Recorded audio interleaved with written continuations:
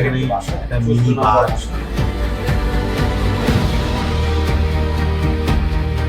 শিশার বিভিন্ন উপকরণ আমরা হচ্ছে রাজধানীর নিকুঞ্জ আবাসিক এলাকায় একটি ভবন থেকে বিপুল পরিমাণ সীসা ও বিভিন্ন বিদেশি ব্র্যান্ডের মদের বোতল উদ্ধার করেছে মাদকদ্রব্য নিয়ন্ত্রণ অধিদপ্তর।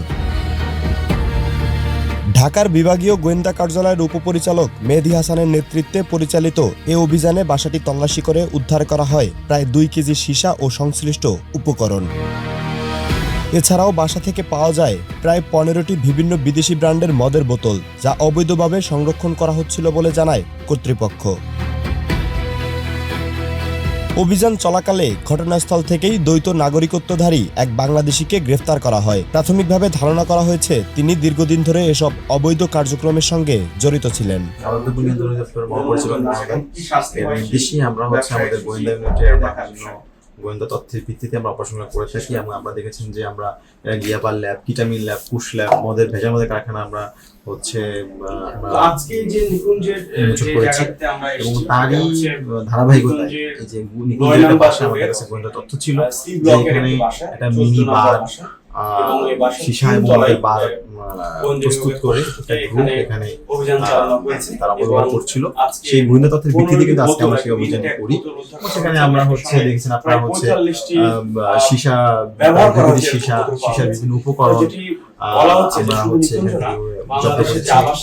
আপনারা দেখতে পাচ্ছেন যে বিভিন্ন ব্র্যান্ডের বিদেশি মদ সেগুলো আমরা হচ্ছে জব্দ করেছি এবং এর আগেও তারা যে বিভিন্ন মদ যে অপব্যবহার করেছে সেগুলো হচ্ছে আপনারা যে দেখতে পাচ্ছেন যে নমুনা রয়ে গেছে।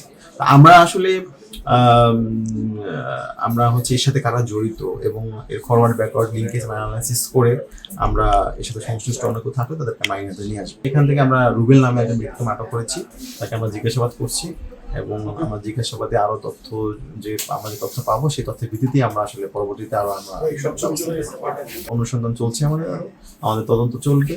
তদন্ত যাদের নাম আসবে আমরা যে তথ্য পাবো সেই ভিত্তিতে আমরা গ্রেফতার ব্যক্তিদের বিরুদ্ধে মাদকদ্রব্য নিয়ন্ত্রণ আইনে মামলার প্রক্রিয়াধীন রয়েছে বলে জানিয়েছে মাদকদ্রব্য নিয়ন্ত্রণ অধিদপ্তর। এই ঘটনার পেছনে কোনো বড় চক্র জড়িত রয়েছে কিনা তা জানতে তদন্ত অব্যাহত রয়েছে। এদিকে রাজধানীর আবাসিক এলাকাগুলোতে এ ধরনের অবৈধ কার্যক্রম ঠেকাতে নজরদারি আরও জোরদার করার কথা জানিয়েছে সংশ্লিষ্ট কর্তৃপক্ষ। তোফায়েল আহমেদ, বাংলা নিউজ।